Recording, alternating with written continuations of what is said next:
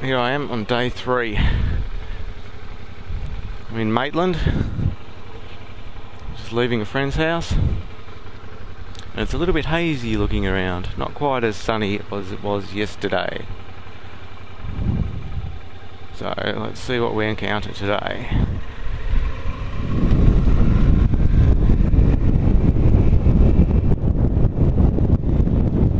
So today, first up, I'm heading towards which is the other side of Singleton, and that's going to take me towards Bathurst, where I've got a nice little surprise for you motor enthusiast fans.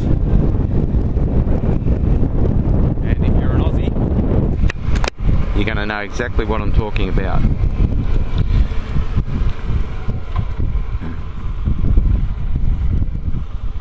From there I'm heading over to Goulburn via Oberon,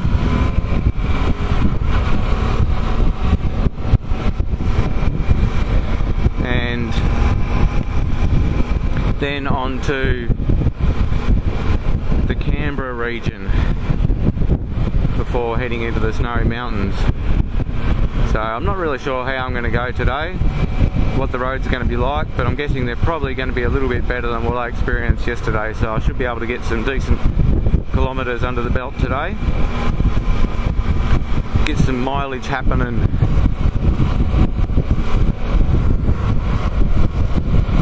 So we'll see where we end up. So yeah, as I said, last night I spent the night with an old school friend. We didn't really go to school until my last year of school, actually. We didn't go to school together, I mean, until my last year of school when I was 15. But we grew up together. We went to separate schools mostly throughout those years, and we met when we lived next door to each other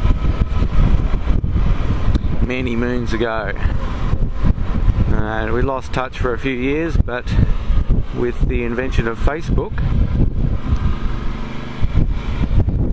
I don't know if this is the right way to go,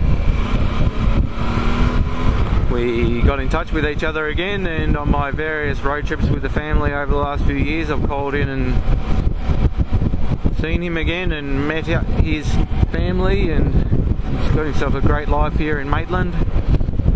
So that was really awesome. So if I keep following this road, I'll end up back in Glen Innes where I spent the previous night. So I'm now heading in the opposite direction on the highway that I were, but not for too long, only for about half an hour or so. Then I'm going to swing off left into the hills.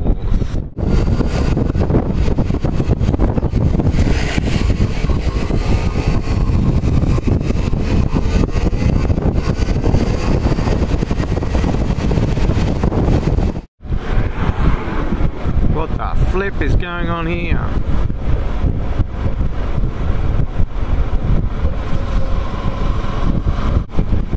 So this whole region throughout the Hunter Valley, just west of Newcastle and Maitland, is just full of coal mines. Absolutely full of coal mines. They're everywhere. Raping the earth, spewing their black, sooty filth into the atmosphere. There are better ways. There are better ways. What's wrong with a little bit of wind power? Harnessing some solar power, wave energy. There are so many renewable energy sources out there that are not being utilised to their full potential. It's bloody ridiculous.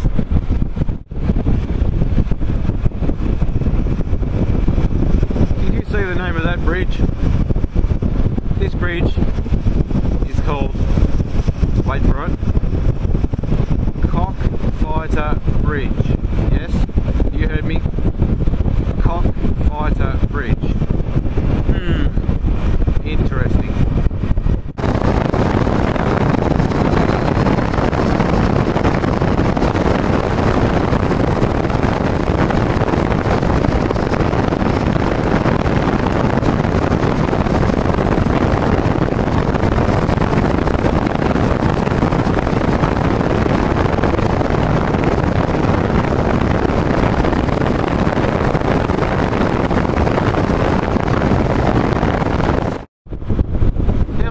money do these bloody horse owners have?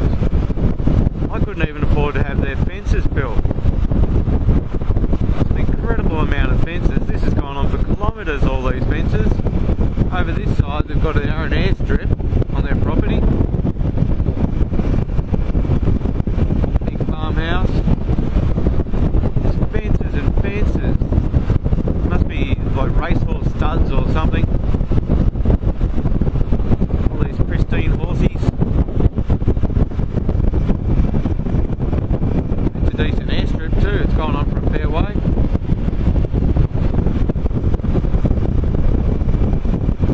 I tell you, if I had lots of money I wouldn't be doing this with it.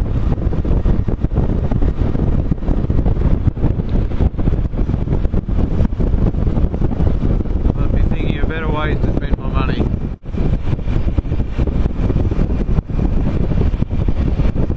That horse stud had its own guardhouse. Security on the gate.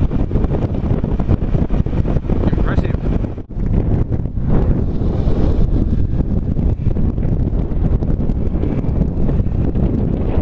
Well guys, here's the little treat I promised earlier.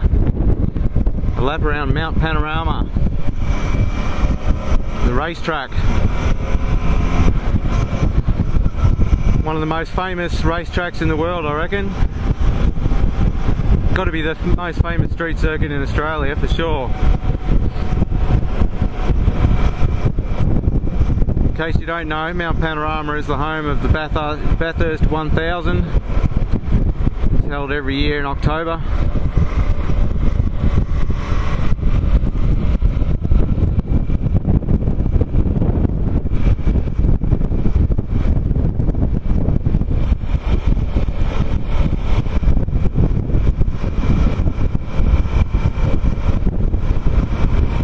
It's also home to people. There's houses on the road. It's a public road that people live on.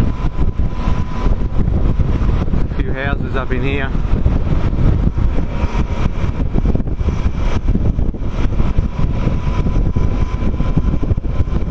I've been here before and done a few laps in the car, but this is the first time on the bike.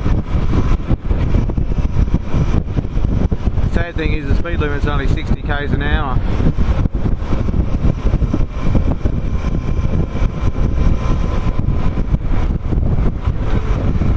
Oh yeah, I wish I could be hugging that chicane over there, but it's not a one-way road. Cars could be coming the other way.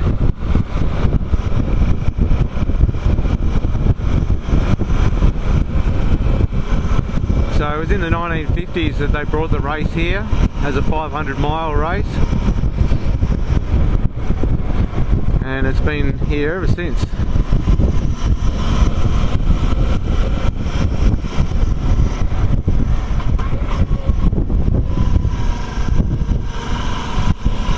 How cool is this? Oh, traffic.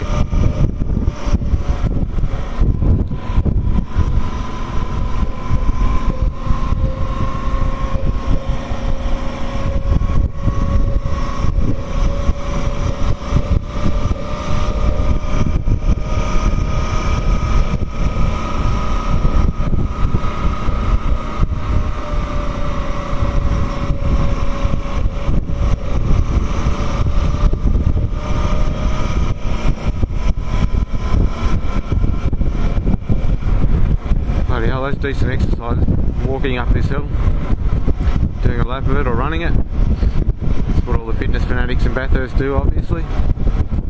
Do a lap around on foot. That's good going.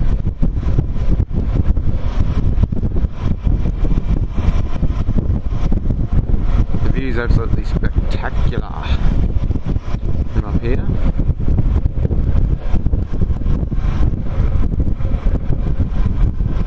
So they have other racing events during the year here as well.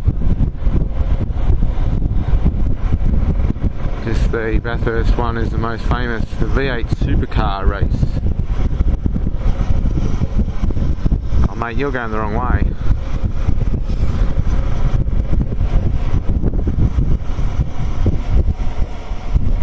There's the main straight down there where I started. Look at these, it just drops away. Go on. Jump! Jump! Brock's Skyline. Good old Peter Brock. Rest in peace, mate.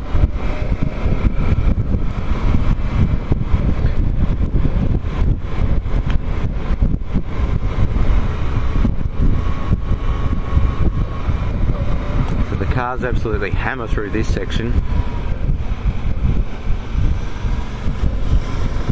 It's incredible. They just come over the top of the rise and the road disappears underneath them, and the cars just drop off, and they have to just have this instinct and just know exactly what they're doing, and just trust that there's going to be no one in their way.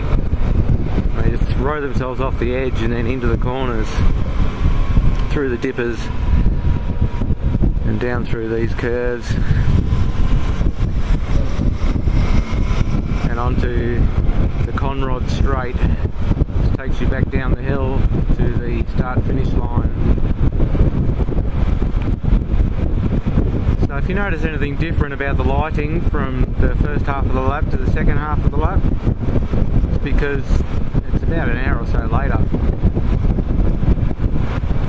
My GoPro card got full, so I didn't finish the lap, so I had to go and import a file to the computer and then come back and finish the lap. I think I'm going to have to go and purchase another card, another memory card, because this is getting ridiculous. I should have been a bit more prepared before I left home with 2 cards. Tip of the day, boys and girls, never leave home on a big road trip without a backup memory card. And a backup battery would be helpful too. So lots of cars end up in the sand trap there. They just overshoot this chicane. Years back this chicane never used to exist. Conrod Straight used to come all the way down and into the last final corner. But it was just too much. It's just carnage. So now they've got the chicane in there, and it stops them coming all the way down here and just wrecking themselves on the last corner. The chicane's been there for quite some years now, probably 10 years or more.